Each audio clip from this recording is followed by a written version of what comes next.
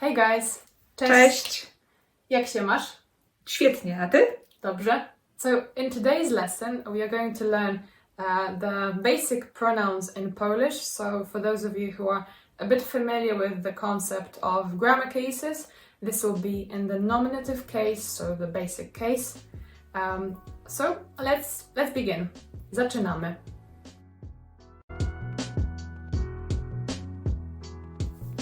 Ja, ty, Ja, ty, my, my, my, wy, wy, so you guys, the audience.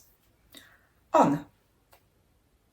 But also, to jest pies, on jest mały. So not just for people, but for all masculine nouns, you'll use a pronoun on. Ona, ona. But also, to jest kawa. Ona jest dobra. Ono, a child. But also, to jest okno. Ono jest małe. So now let's see the plural pronouns again. So we have my, so that's we. Wy, so that's you in plural. Wy. And now oni, oni. So this refers to a group of men, but also oni for a mixed group.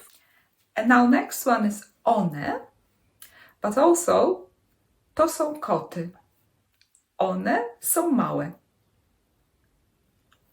Albo to są telefony. One są nowe. So as you can see, one is used referring to any noun that's not masculine for a person. Any other ones will be one.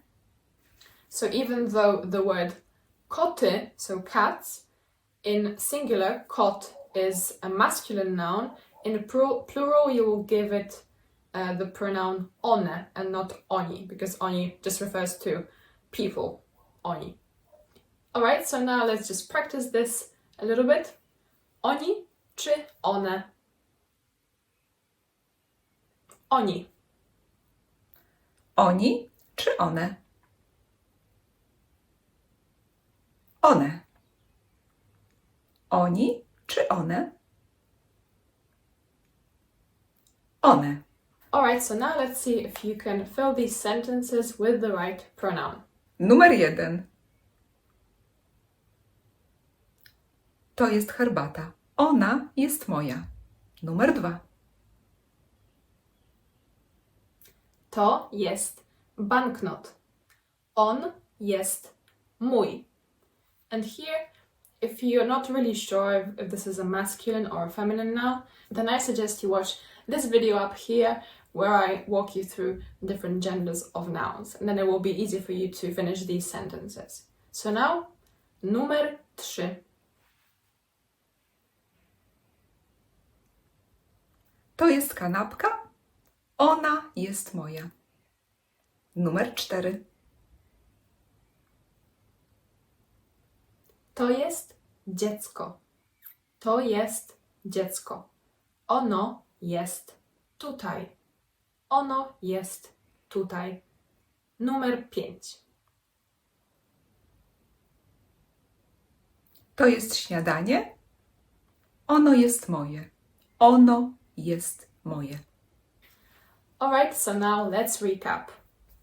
Ja, ty, on, ona, ono, my, wy, oni, one. And remember, we have 2 words to say you. For singular, it's ty, and for plural, wy. And also we have 2 versions for the word they, which is oni, one. Alright, so that's everything for today. Thank you for watching and hopefully we'll see you in the next lesson. Cześć! Do zobaczenia! Pa, pa!